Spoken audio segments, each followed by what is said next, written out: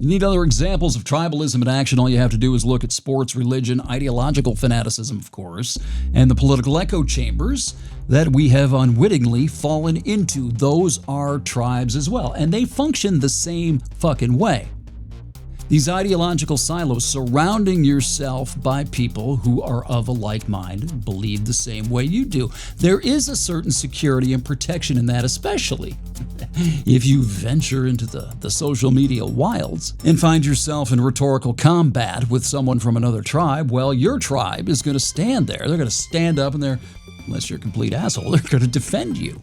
Some of you get into a fight with somebody on social media, your people will come in, somebody else from the other side will jump in, and all of a sudden you've got chimp warfare going on. There's safety in numbers, strength in numbers. And it's easier to encamp yourself within these ideological informational silos than it is to go out, even if you can. Let's just assume for a second that you are capable, you have the cognitive horsepower required. You have the time, you're not going to work every single day, you don't have the business of life to take care of. Most people don't have the opportunity to do that, but let's pretend. And you can think through everything, every issue, every little plank in each ideological platform and come to your own conclusions.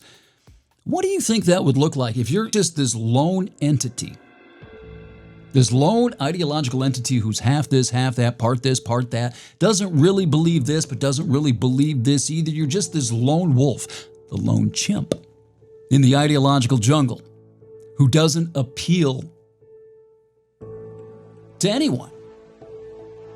That can be really scary, and I don't really think that people understand that. I don't think that intellectually, I don't think that they're aware of it. Not consciously.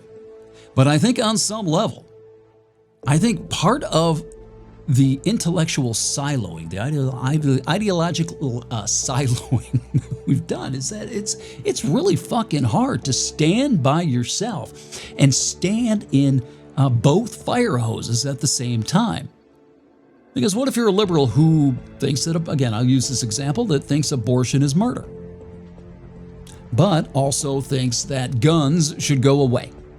Who are you going to align yourself with? You're going to take heat from both sides. It's not going to be friendly fire at that point because you come out against abortion. Your liberal friends, your comrades, boy, they're going to tear into you as being a heretic, an apostate, blasphemer. And you're going to find, people who agree with you, people who are grateful, people who will give you quarter on the other side for that issue. But as soon as you come out and say you think guns should go away, oh shit, they're throwing you, whatever quarter they gave you is gone. Nobody trusts you. Nobody can depend upon you because you are not a member of either congregation. It's dangerous. It's lonely. You're not going to be taken into the home, into the hut, and seated next to the warm hearth of ideological fellowship. Now you're going to be looked at like an interloper, like the wayfarer, the stranger who would walk into town, wander into town maybe in the middle of the night back in the Middle Ages, and people would be peering out there. I think maybe there's an inclination. Maybe I'll give that. I'll offer that there is perhaps an inclination in people's minds about this, but I don't think that they understand or are consciously aware of how terrifying it is for the shaved ape to be isolated and alone, even intellectually. I don't think people really give themselves, I don't think they understand themselves enough. I can tell you right now, there's foundation to it. As Emerson liked to say, being your own man is dangerous, it's lonely, it's challenging, and it's isolating as fuck.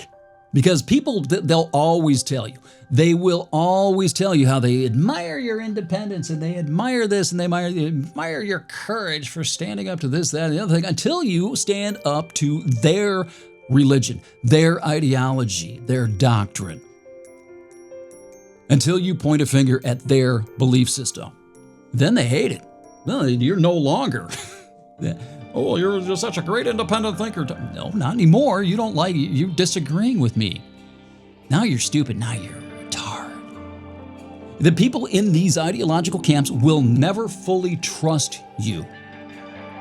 They don't appreciate that you're an independent thinker, despite any proclamations, any lip service they give to their appreciation for independent critical thought.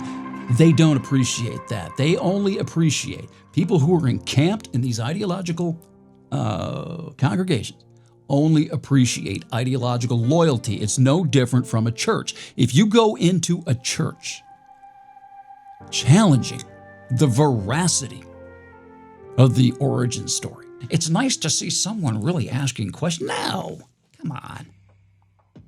So people say they appreciate it. They don't. And it's really challenging, especially in this day and age, to run into other people. It's almost like the Bill Hicks things. I've said this before, right? The people who hate people party, right? Because if you're truly an independent thinker, if you're somebody who's truly divorced and unaffiliated, unattached to these ideological religions, these cults, you may find other people who are independent thinkers and trying to sort through and trying to find their own way of figure out what they believe. But eventually, if they're really independent thinkers, you're going to find conflict. How often do you think when you find that conflict, have you found a like tribal mind? The people who hate people party. Why would you get together? If you hate people, why would you conquer? Well, if you're an independent thinker and you want to think, you're not going to have that cohesion. You're not going to be destined to find more like minds, because if you're independent, yours is the only one. And if you find other independent thinkers, theirs is the only one. So if you're looking for like minds, you are looking for someone who thinks like you. It's lonely. By design. I didn't realize that.